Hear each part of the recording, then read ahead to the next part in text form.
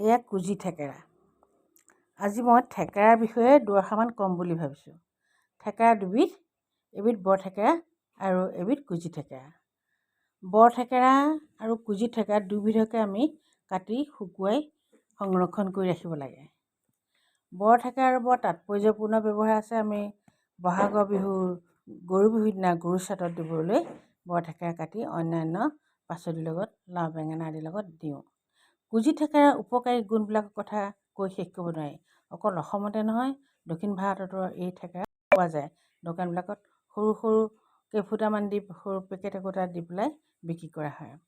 কুজি থেকেৰাৰ উপকাৰিতা গুণবিলাকৰ ভিতৰত আমি প্ৰথমে ক'ব লাগিব যে ই পেটৰ গেছৰ সমস্যা দূৰ কৰে, ই স্কিনৰ কাৰণে ভাল, ই ফেটি লিভাৰৰ কাৰণে ভাল আৰু হাই প্ৰেছাৰ কমায় আৰু মানুহৰ ক্ষীণ হোৱাত সহায় কৰে।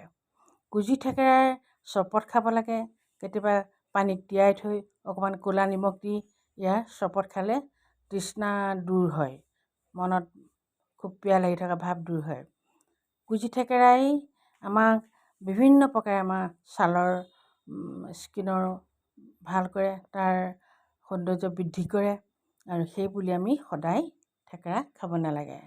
থেকেৰা পানী তিয়াই থৈ যেতিয়া খোৱা হয় তেতিয়া ভাবিব লাগিব যে আমাৰ যিটো পেটত যি সমস্যা আছে, কেতিয়াবা পায়খানা ভাল নহ'লে বা কিবা ভৰ হৈ থকা বা খাওঁ পৰা ভাৱ থাকে, তেতিয়াও কুজি থেকেৰা পানী খালে ভাল হয়। ইয়াৰ চৰবত খাবৰ কাৰণে কৈছোঁৱে, সেয়া পানীত তিয়াই থৈ পেলাই ক'লা নিমখ দি ইয়াৰ চৰবত খাব লাগে। আৰু ইয়াৰ চাটনিটো আমি বহু প্ৰকাৰে ইয়াক ব্যৱহাৰ কৰিব পাৰোঁ। এই থেকেৰা টেঙা দি আমি পদিনা চাটনি কৰিব, আম নোহোৱা দিনতো এয়াই দিব লাগিব।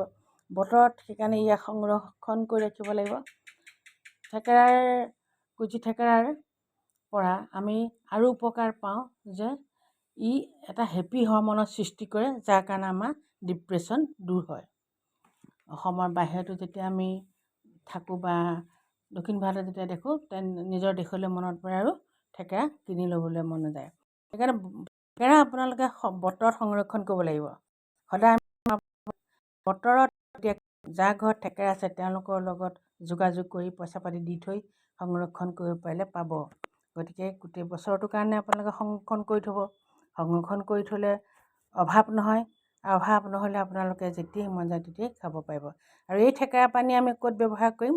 আমি যেতিয়া খাৰলি বনাওঁ সৰিয়হ দি পেলাই, আৰু কেতিয়াবা আমি কাহুদিও বনাব লাগে। এই কাহুদি বনাওঁতে কাহুদিত ব্যৱহাৰ হয়। আৰু এই থেকেৰা আমি গাজ টেঙা যেতিয়া বনাওঁ তাতো কেতিয়াবা দুফুটা এফুটা দি দিওঁ, নিদিলেও গাজ টেঙা তথাপিও দি থোৱা হয়। গতিকে কুজি থেকেৰাৰ ব্যৱহাৰ বহুত ধৰণৰ আছে, উপকাৰিতাও বহুত ধৰণৰ আছে। আপোনালোক সকলোকে ক'লোঁ, সময়ত এই থেকেৰা সংৰক্ষণ কৰি ৰাখিব। ইয়াকে কৈ ক'বলগীয়া দুআষাৰ সামৰিলোঁ।